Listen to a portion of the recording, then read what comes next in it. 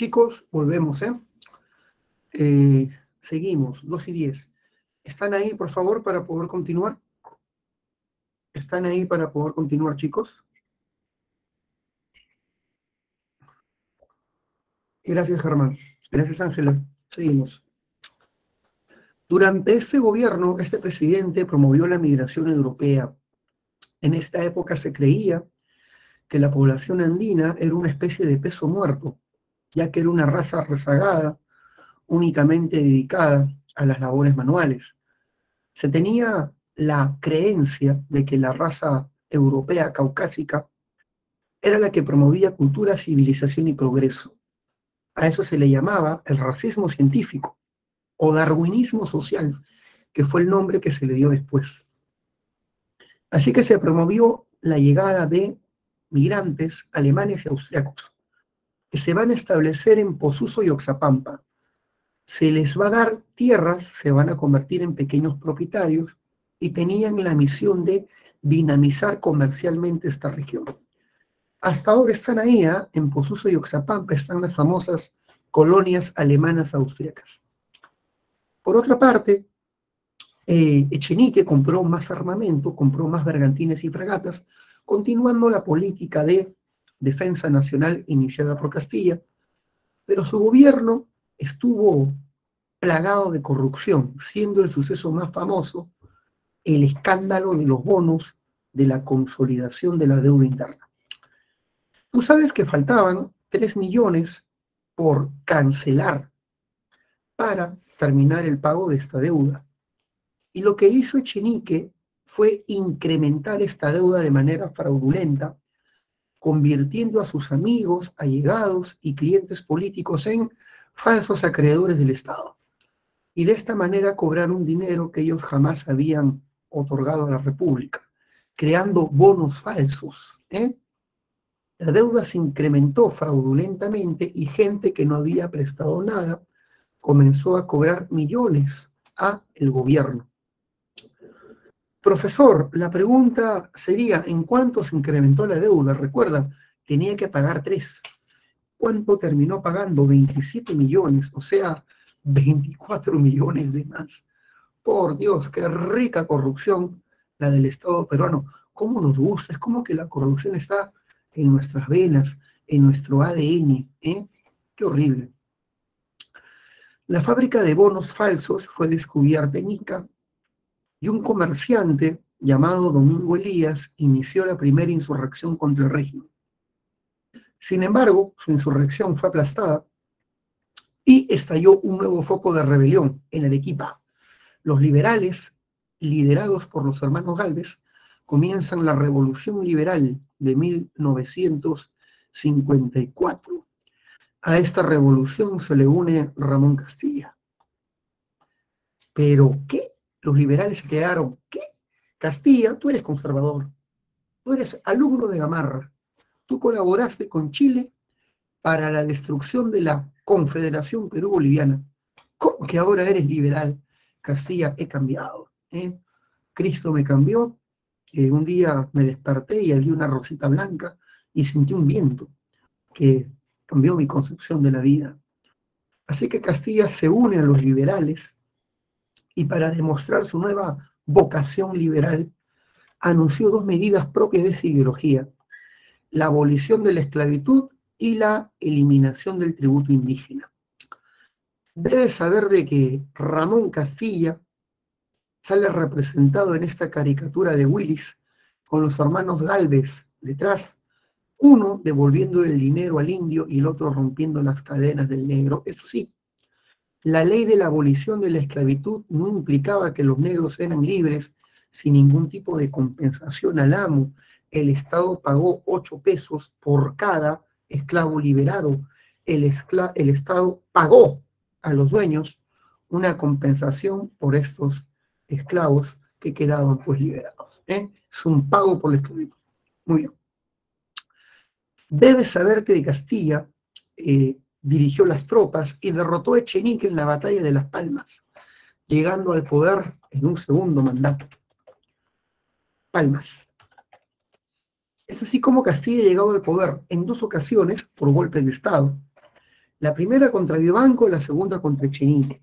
La primera vez tras la batalla de Carmenalto y la segunda vez con la batalla de Las Palmas, y comienza su segundo gobierno, que tiene una etapa provisoria y una etapa constitucional. En etapa provisoria, Castilla, con sus nuevos aliados liberales, los Gálvez, Ricardo Palma, también era liberal y aliado de Castilla en esa época, promulgan la Constitución del 56, una constitución liberal para demostrar su nueva vocación. Sin embargo, la Constitución fue rechazada por la facción conservadora que se revela en distintas partes del país. Adivina quién se rebeló contra esa Constitución: Vivanco, enemigo de Castilla. Vivanco. Castilla los derrota en la batalla de Cuevillas, así que propone una concertación entre la facción liberal y conservadora para crear una facción o una constitución que sea del agrado de ambas facciones, y nace la Constitución Moderada de 1860, convirtiendo a Castilla en el único presidente de nuestro país en haber promulgado dos constituciones durante su mandato. Esta Constitución, la Moderada del 60, fue la de más larga duración, duró hasta 1920. Fue la constitución más larga y de mayor duración en nuestra historia. Durante el segundo gobierno de Castilla comienza la guerra con Ecuador. ¿Por qué? ¿Por qué se va a dar nuestra primera guerra? El país del norte, endeudado hasta el cuello con Gran Bretaña, decidió pagar su deuda externa entregando territorios al Imperio Británico, específicamente dos territorios, Pastaza y Bobonaza. Cuando Castilla ordena a sus funcionarios hacer un estudio geográfico y de coordenadas, se descubre que Pastaza y Bobonaza eran territorios que el Perú reclamaba como suyo. Así que Ecuador pagaba su deuda externa con territorios donde el Perú reclamaba soberanía. Esto no podía ser. Comenzó la guerra. Castilla retiró a su embajador de Ecuador y nuestra flota, renovada con el dinero del guano, no tuvo problemas para tomar Guayaquil, y este fue el gran error de Castilla. Todos cometemos algún error en la vida. Castilla debió recuperar Guayaquil, reinsertarla al Perú. Pero Ecuador estaba en anarquía, habían 4 presidentes. Castilla esperó a que uno de estos caudillos ecuatorianos se perfile como autoridad, Francisco Robles, y con él firma el Tratado de Mapasingue. Con este tratado, Ecuador renuncia a entregar estos territorios y el Perú decide desocupar Guayaquil. Hace un nuevo proyecto de urbanización, y en esta época se construye el mercado central, tenemos el alumbrado a gas, el agua potable. Se puede ver en esta caricatura a Castilla con su antorcha prendiendo este farol a gas y con un pie empujando un nuevo ferrocarril. Famosa caricatura, Hombre de Luces y Progreso se llama esta caricatura, y hace referencia a la nueva modernización de Lima. Sin embargo, Castilla comete otro error, un error nacionalista. Los criollos tienen plata por la cancelación de la deuda interna. Los bonos de consolidación los han enriquecido y con eso van a crear su propia compañía o empresa de consignatarios nacionales. Nace la Sociedad Peruana de Consignatarios. Según la Constitución, hijo mío, cuando una empresa extranjera y una nacional compiten por una licitación, se debe dar el negocio a la empresa nacional, beneficiar a esta. Y Castilla transfirió el negocio de los consignatarios ingleses hacia los consignatarios peruanos. Ahora ellos van a ser los agentes del comercio del guano. Y te pregunto, cuando el negocio pasa a los peruanos, ¿qué comienza? ¿Qué comienza? ¿Qué crees que va a pasar? Cuando el negocio pasa a los peruanos, sí, rega corrupción. Y este sistema va a entrar en decadencia. Guerra con España. Debes saber que España estaba deseosa de querer restablecer su imperio colonial, porque esta época es la época del imperialismo.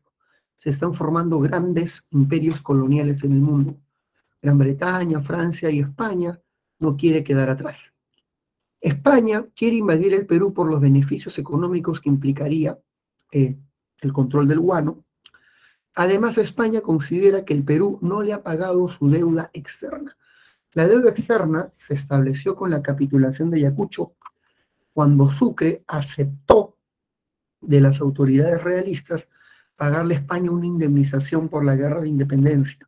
Castilla consideraba que este acuerdo era un acuerdo espurio, un acuerdo perjudicial para el país, firmado por un gran colombiano, así que no le pagó la deuda a España, y España tomó esto como una causa para invadir el Perú. ¿Quién gobernaba el país? Este presidente, que de mirada triste, llamado Juan Antonio Pezet. Durante su gobierno, hijo mío, se dio un evento que permitirá a España tener una causa de guerra. España llegó a Sudamérica con una expedición científica, una flota de barcos dedicados, según ellos, a la investigación. Vamos a ver pingüinitos, tomar la temperatura del mar, vamos a ver la flora y la fauna, tenemos el espíritu de Charles Darwin, ¿eh? Así que están haciendo, según ellos, expedición científica. Mentira, están espiando los puertos sudamericanos. Y cuando esta flota se encontraba en el Perú, ocurre un evento triste. Un español muere, un peón vasco muere, en una hacienda del norte llamado Talambo, producto de una trifulca con el dueño. El dueño y los peones vascos entran en conflicto y, producto de esto, uno de los peones españoles golpea al dueño y el dueño vuelve con su cuerpo de seguridad y se da una trifulca, y producto de esto muere un peón vasco en la hacienda de Talambo, el incidente de Talambo. Y este incidente fue tomado como España como pretexto para hablar de hostilidad y genocidio contra los súbditos del rey en ese país, y exigen que el Perú acepte un comisario regio, un comisario español. Hijo mío, solamente las colonias aceptan comisarios regios. Aceptar un comisario real implícitamente era como la aceptación de la condición de colonia. Y el Perú le dice al comisario regio, llamado Salazar y Mazarredo, por más regio que estás, no te podemos aceptar. Y España tomó esto como un pretexto para ocupar la isla de Chincha. Debes saber de que el Perú dependía del guano. El 80% de nuestros ingresos eran producto de la venta del guano, y el Perú decide, pues, hijo mío, firmar un acuerdo con España para que ésta nos devuelva la isla. El Tratado de la Vergüenza, el Tratado de Vivanco Pareja. ¿En qué consiste el tratado? En este famoso tratado, España recibiría la compensación de la deuda externa, recibiría una indemnización para su flota científica que se desvió de sus investigaciones por este incidente político, y el Perú aceptaría el comisario regio, un tratado a todas luces lesivo a nuestra dignidad nacional. Menos mal que en contra de este tratado terrible estalló una sublevación en Arequipa, la sublevación por la restauración de la honra nacional, dirigido por un general liberal llamado Mariano Ignacio Prado. Muestra que también había militares con tendencia liberal, ¿no? Prado, con apoyo de los liberales, comienzan una revolución, derrotan a Pezet y le declaran la guerra a España. Le dicen a España, esto es guerra. Debes saber que se establece la dictadura de Prado. Prado es investido, o mejor dicho, es designado con poderes ejecutivos y legislativos a la vez. Es un estado de emergencia. Se establece una dictadura para la salvación de la patria. Y Prado decide hacer una alianza con 4 países, bueno, con 3. Ecuador, Perú, Bolivia y Chile se integran para formar la cuádruple alianza. La cuádruple alianza. ¿Eh? ¿Por qué Chile, Ecuador y Bolivia se nos unen, porque sabían que si el Perú caía, los que seguirían serían ellos. Se restablecería el colonialismo. Así que apoyan al Perú y comienzan los combates marinos. La flota chilena derrota a los españoles y les quita una embarcación, el Covadonga, en la batalla de Aptao, y los chilenos, tras esta victoria, van a sufrir las represalias españolas, quienes van y bombardean el puerto de Valparaíso. Después de bombardear Valparaíso, vienen a bombardear el Callao, pero la defensa del Callao va a ser organizado por uno de los ministros, el ministro de Guerra liberal, que era pues José Gálvez, nuestro hermano Gálvez. Y comienza el combate de 2 de mayo. Curiosamente, este combate es reclamado por ambos países como victoria. España dice que ganó porque le dio una buena lección al Perú bombardeando su puerto. Y Perú dice que ganó porque evitó el desembarco español. Así que ambos países se adjudican la victoria en el combate de 2 de mayo. Lo cierto es que España firma la paz de París y con este tratado España nunca más intentará invadir nuestra nación. Por eso es que algunos llaman a este combate, el de 2 de mayo, la Segunda Guerra de Independencia. Ahora pasamos a el gobierno de Prado. Su gobierno sufrió una crisis por el descenso de los precios internacionales del guano y su gobierno, hijo mío, sufrirá la oposición de los conservadores. Sí, los conservadores repudian cualquier gobierno liberal y debe saber de que comienzan una sublevación en el sur y en el norte contra Prado. La que triunfó fue la rebelión del norte, dirigida por José Balta desde Chiclayo. Derrota a Prado y establece un gobierno de corte conservador. Fue en esta coyuntura que aparece este personaje que va a tener un impacto importante en nuestra historia, llamado Nicolás de Piérola, ministro de Economía, ministro de Hacienda. Chicos, ¿hasta ahí vamos bien? Estoy acelerando mi explicación. ¿Hasta ahí vamos bien? Muy bien, Linor. Vamos, verifiquen, ¿eh? Necesito su verificación para poder avanzar seguros. Y si por ahí no entiendes algo, me avisas, ¿eh? Ya está.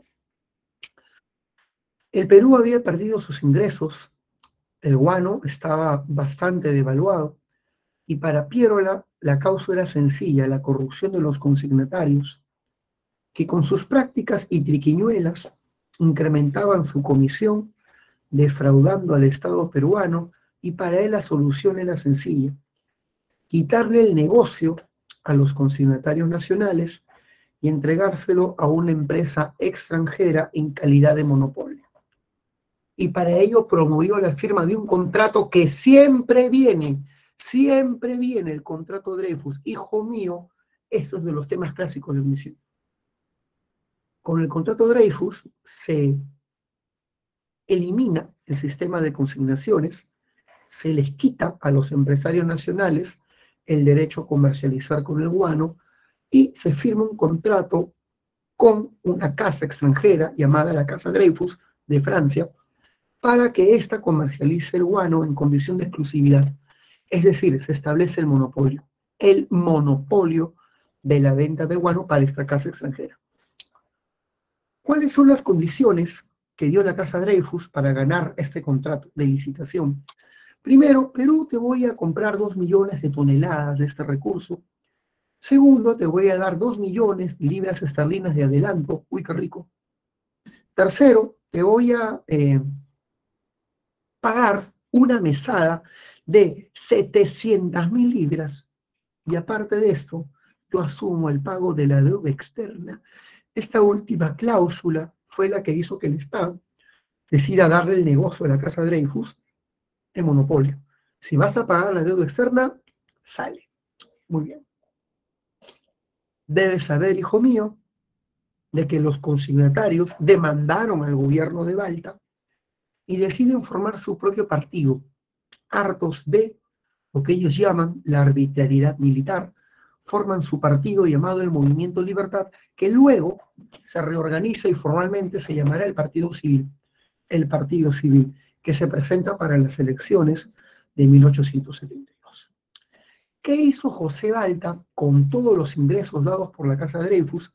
Una serie de obras públicas plagadas de corrupción, como suele ser en nuestro país.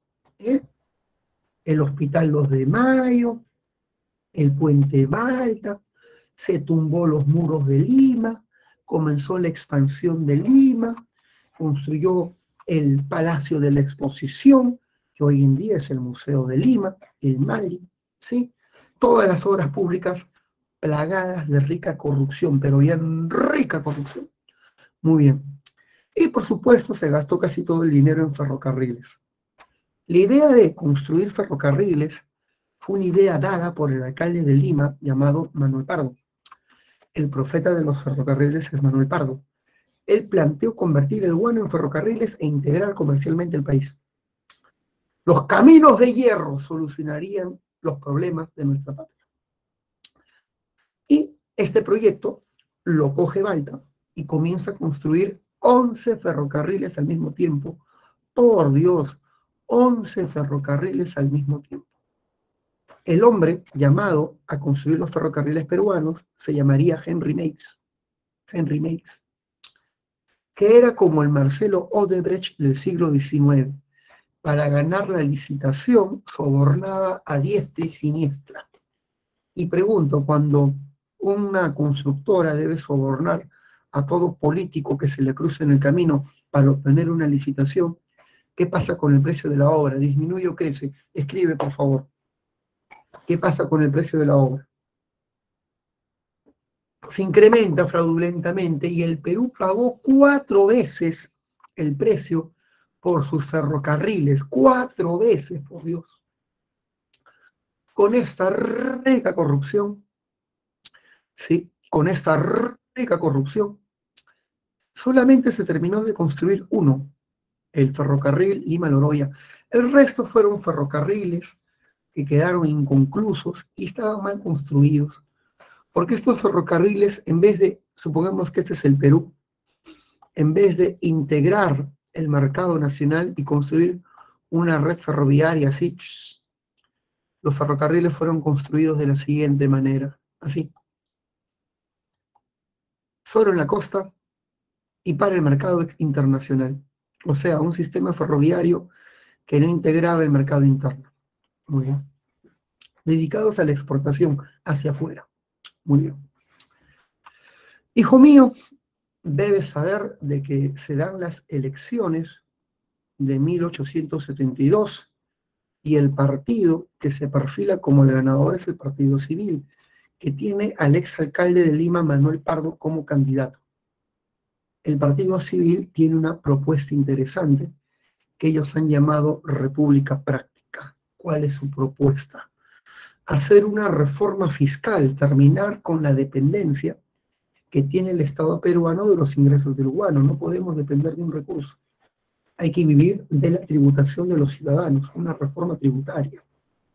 Una reforma de salud, ya que Lima estaba siendo azotada por una peste de malaria introducida por los chinos. En esa época se decía que los chinos eran símbolos de, ¿cómo decirlo?, de foco infeccioso. En los diarios se los representaba con cuerpo de ratas. Nace la frase chino cochino. Por otro lado, debes saber que junto con la reforma sanitaria debía darse una reforma educativa para formar ciudadanos ilustrados y competentes que asuman la administración pública. A todo este proyecto reformista le han llamado la República Práctica y el candidato es Manuel Pardo y Lavalle. El Partido Civil es el primer partido político moderno del país, el primer partido político moderno. Y este partido representa a la élite, ¿cómo decirlo?, a la élite económica e intelectual del país. Representa a los hacendados, a los banqueros, ex consignatarios y también profesionales destacados, médicos, abogados, escritores. Así que es el partido que representa a la oligarquía peruana, representa a la oligarquía, a la plutocracia, un partido de gente notable y pudiente. Muy bien. Pardo hace la primera campaña electoral de la historia. En la Plaza de Hacho convoca a 14.000 personas, una cifra impresionante para la época, y en esta primera campaña electoral gana aplastantemente a su rival, que era pues Echenique. Lo vence. Sin embargo, una de las propuestas de campaña de Pardo era reducir el presupuesto militar, porque mucha parte de los ingresos del Estado se iban al bolsillo de estos caudillos, así que él decidió reducir el presupuesto. Esto no fue del agrado del ministro de Guerra, Tomás Gutiérrez, que junto con sus hermanos Marcelino, Marceliano y Silvestre inician una sublevación contra el presidente Balta para evitar de que éste transfiera el poder a Pardo y que los civiles lleguen al poder. Comienza la sublevación de los hermanos Gutiérrez. Balta fue encarcelado y se le presionó para anular las elecciones, a lo que Balta se opuso y es fusilado. La población civil, artesanos, comerciantes, trabajadores, asusados por el partido civil, se sublevan en Lima en un suceso que se parece mucho a las protestas del Bicentenario, cuando toda la población salió a las calles contra el gobierno espurio de Merino, ¿se acuerdan? Cuando Merino destituyó a Vizcarra y se nombró presidente, y la gente salió a las calles y los votaron en una semana, en 2 semanas, ¿se acuerdan, no? ¿Se acuerdan, no? Listo, algo parecido. La gente salió a las calles, buscó a los Gutiérrez, a uno lo encuentran en la estación del tren, lo agarran a punta de balazos, su cadáver lo llevan hasta el Girón de la Unión.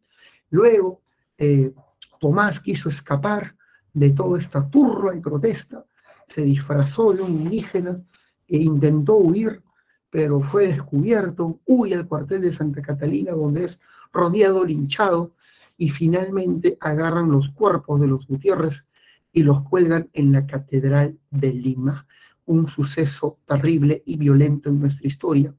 Luego los cuerpos van a ser quemados públicamente, un suceso terrible. Muy bien. Hasta ahí, chicos, vamos bien, ¿no? Ahora pasamos al primer civilismo. Primer civilismo. ¿Vamos bien, no, chicos? Por favor, verifiquen, verifiquen. Verifiquen si vamos bien para avanzar con todo. Ya. Bueno, ¿cuáles son las propuestas de Manuel Pardo? Su gobierno va a ser afectado por una crisis internacional llamada la crisis mundial de 1873. Esta crisis, conocida como el Gran Pánico, restringió las exportaciones y el Perú va a vivir los estragos de la crisis. Si hay crisis mundial, ¿hay que gastar o hay que ahorrar? Hay que ahorrar. Y este presidente declara la austeridad fiscal y desarrolla una política de paralización de obras públicas y también se paraliza la adquisición de armamento. A mala hora que pasó esto. El Perú no renueva su adquisición de armamento y esto dejó a nuestro país bastante, ¿cómo decirlo?, en desventaja frente a Chile, que justo había adquirido 2 acorazados enormes, el Cochrane y el Encalada, acorazados que les van a dar hegemonía en el Pacífico Sur. Se restringe la compra de armamento. Debes saber que el presidente Prado realiza el primer censo de nuestra historia, el censo de 1876. El Perú ya tenía casi 3 millones de habitantes. Luego, Pardo es famoso por promover una reforma educativa. En su reforma educativa, San Marcos va a inaugurar una nueva facultad, Facultad de Ingeniería. Se abre la Facultad de Ingeniería de San Marcos con el famoso ingeniero polaco Eduardo Habich. Luego crea la Universidad de Ingenieros Civiles y de Minas, que actualmente es la UNI, siendo Habich su primer rector. Por eso es que la avenida que está frente a la UNI se llama la avenida Habich. Luego crea la Universidad de Ingenieros Agrónomos, la Agraria, Luego crea la Escuela Normal de Varones, que actualmente es la Universidad Magisterial de la Cantuta, y así se dan diversas reformas para formar un ciudadano ilustrado que asuma la administración pública. Para romper con el monopolio de la violencia que tenían los militares, las Fuerzas Armadas, él decidió crear un cuerpo de seguridad policial, el primer cuerpo de seguridad policial de nuestro país, la Guardia Nacional, que luego va a ser llamada Guardia Civil.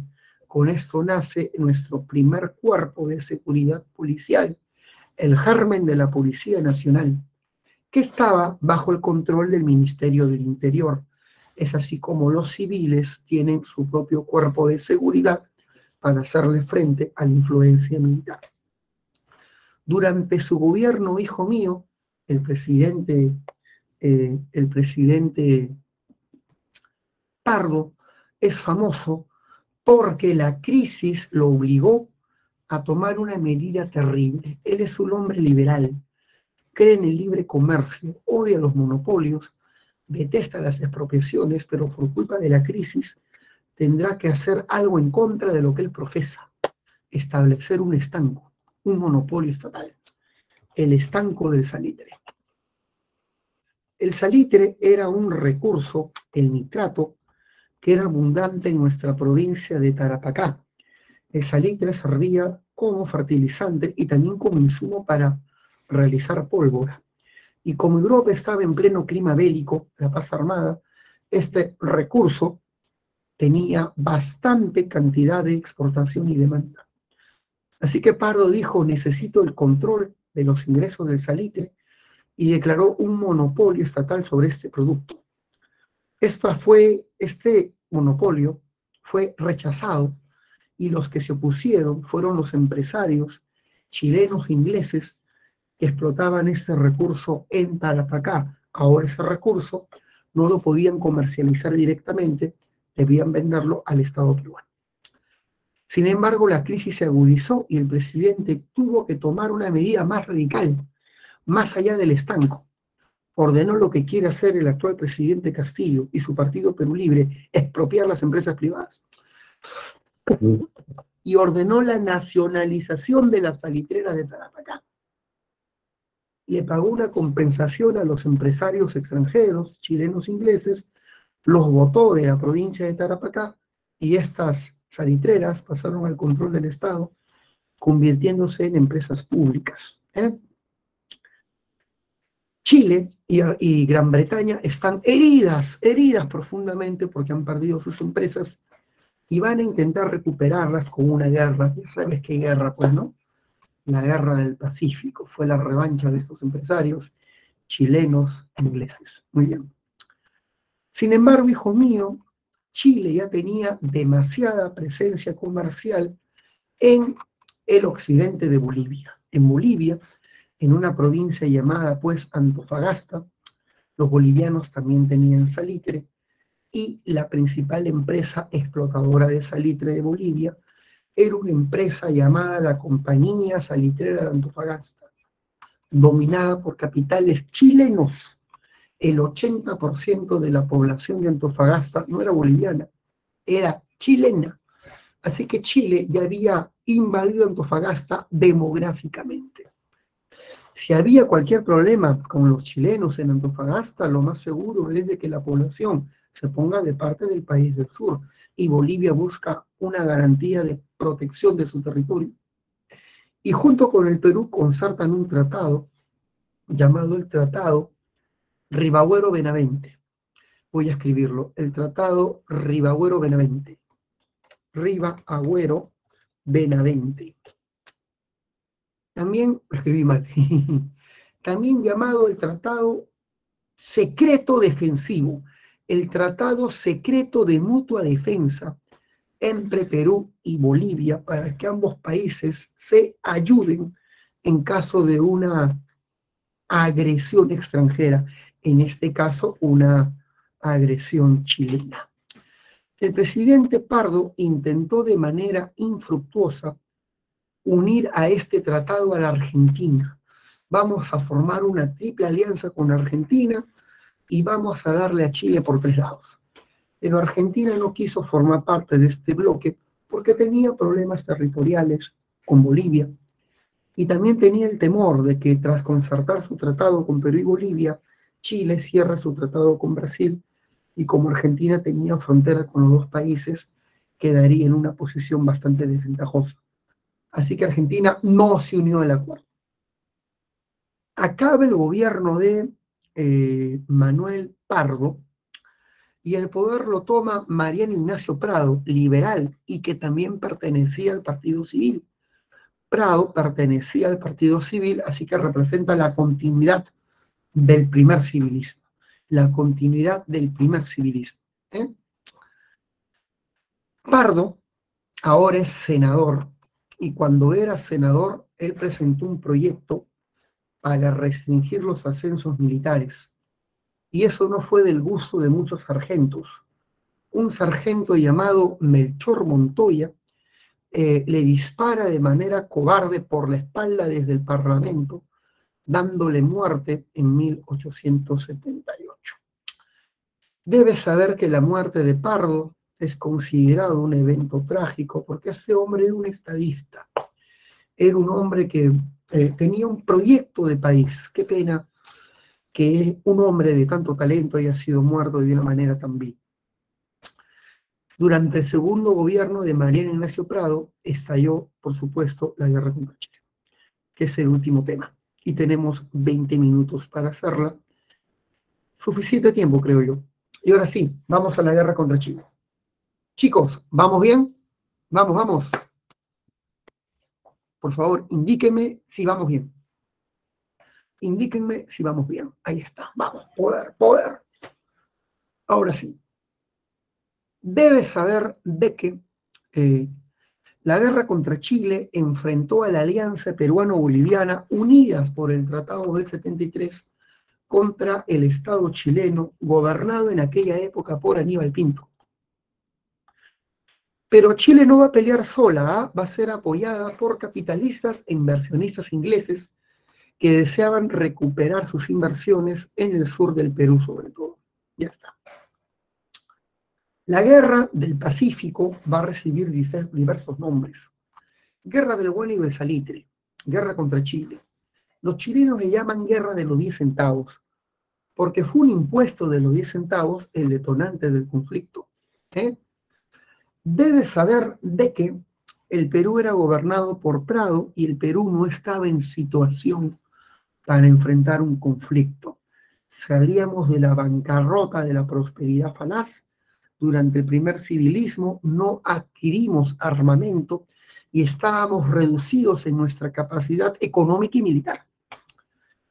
Sin embargo, veamos cuáles son las causas para esta conflagración. La primera causa, hijo mío, fueron las tensiones entre Bolivia y Chile. En esa época, Perú y Chile no eran países limítrofes. Entre Perú y Chile se encontraba el territorio boliviano, tenía salida al mar, este es el desierto de Atacama, y esta es la provincia de Antofagasta de Bolivia. Sin embargo, Bolivia y Chile tenían problemas limítrofes con respecto a los paralelos. Para Chile, el límite debía estar acá, en el paralelo 23. Para Bolivia, el límite debía estar acá, en el paralelo 25, y había un debate, hijo mío, por establecer sus límites en el desierto de Atacama. Primer problema, problemas limítrofes. Limítrofes. Siguiente problema entre Bolivia y Chile, los tratados comerciales desiguales. Se firmó un tratado comercial y de límites llamado el Tratado de 1874. Este tratado establecía la frontera en el paralelo 24 y este tratado establecía que todas las empresas chilenas ubicadas en Antofagasta ganaban, hijo mío, un periodo de 25 años de congelamiento tributario. Es decir, el Estado boliviano no podía crear nuevas contribuciones sobre las empresas chilenas establecidas en la región de Antofagasta. Un tratado a todas luces benéfico para Chile, pues ganaba este privilegio para sus empresas. Sin embargo, hijo mío, llegó un presidente bien nacionalista en Bolivia, llamado Hilarión Daza. Y este presidente, ante la crisis mundial, decidió crear un nuevo impuesto, el impuesto de los 10 centavos por quintal de salitre excluido, por quintal de salitre extraído. ¿Eh? Si bien el impuesto de los 10 centavos era bastante menor, es una violación al Tratado del 74 y esto generó un grito al cielo de parte de las empresas chilenas que no querían acatar la nueva contribución. ¿Y qué hizo el presidente boliviano? Anunció la expropiación de estas empresas. Los empresarios chilenos decidieron pedir apoyo a su gobierno y el gobierno chileno de Pinto envió a su flota y ocupó militarmente Antofagasta, siendo este el primer hecho, el primer suceso de la Guerra del Pacífico. Si te preguntan con qué empezó este conflicto, con la ocupación chilena de Antofagasta. De inmediato Bolivia pidió la intervención del Perú y el Perú ingresó empujado por el Tratado del 73. El Perú no quería una guerra, así que Prado envió un diplomático experto llamado José Antonio Lavalle para buscar una salida pacífica al conflicto, la misión Lavalle. Pero cuando Lavalle llegó a Chile, fue recibido en un entorno de hostilidad. Este tipo ha venido a ganar tiempo, nosotros ya sabemos del tratado secreto, y en medio de las negociaciones, hijo mío, Bolivia le declara formalmente la guerra a Chile. O sea, todo se fregó, porque Bolivia declara formalmente la guerra a Chile. Y el gobierno chileno exigió al Perú que tome posición, neutralidad o se convierte en país beligerante. Y como el Perú no se pudo declarar neutral por el Tratado del 73, Chile nos declara la guerra el 5 de abril de 1879. ¿Se entendió, chicos, por qué nos declaran la guerra? Porque no podíamos ser neutrales. Obviamente, la causa más importante para la guerra, y es más que evidente, es el control de los yacimientos salitreros de Tarapacá, del Perú, y de Antofagasta en Bolivia. Esto es más que evidente, esto es más que evidente. Aquí el tema es el salitre. Muy bien. Comencemos con la campaña marina. En la famosa campaña marina, el objetivo era el control de las líneas de transporte.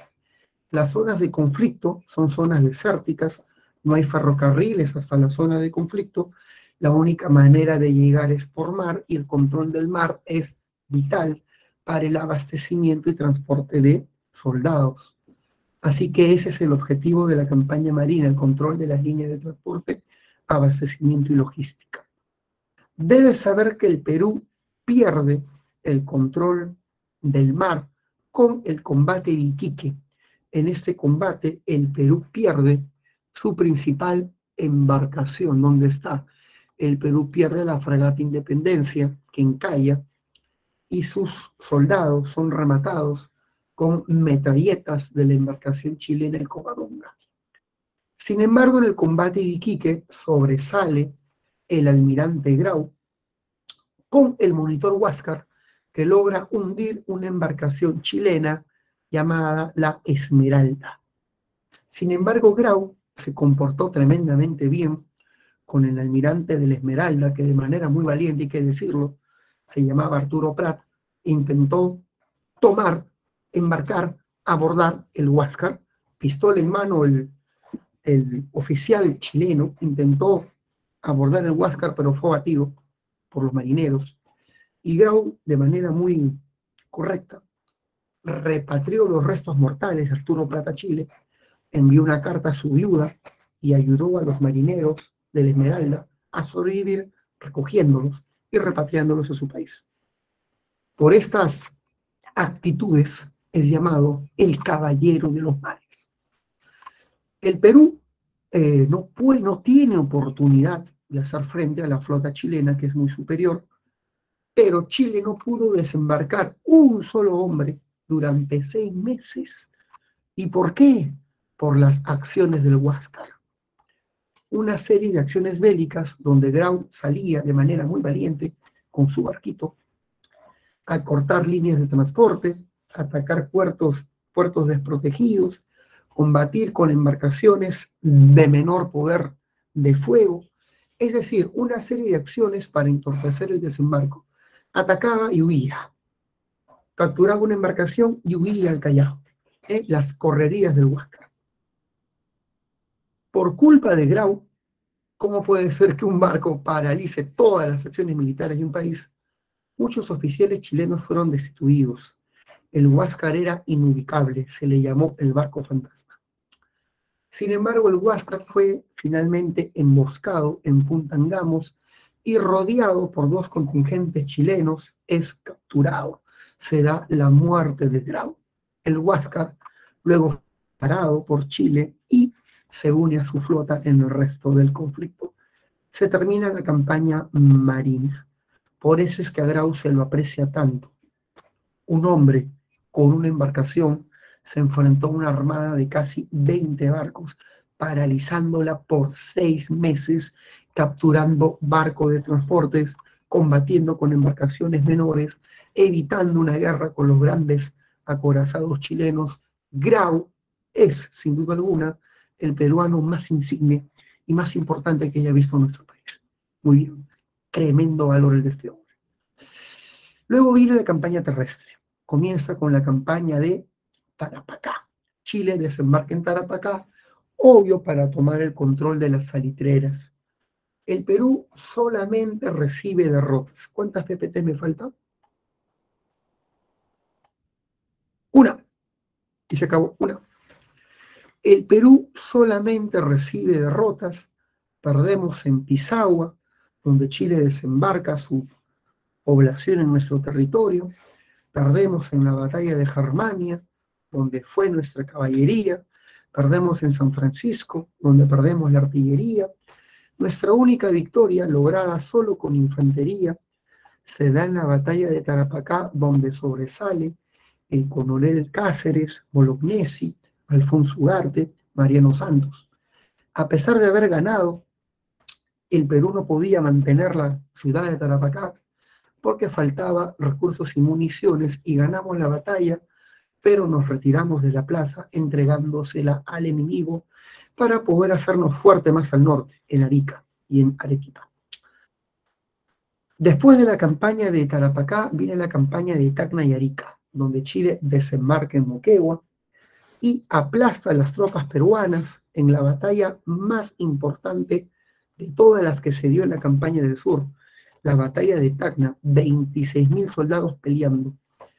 En esta batalla Chile extermina todo el ejército boliviano y Bolivia se retira de la guerra. Por eso es que la batalla de Tacna es llamada también la batalla del Alto de la Alianza, el retiro boliviano.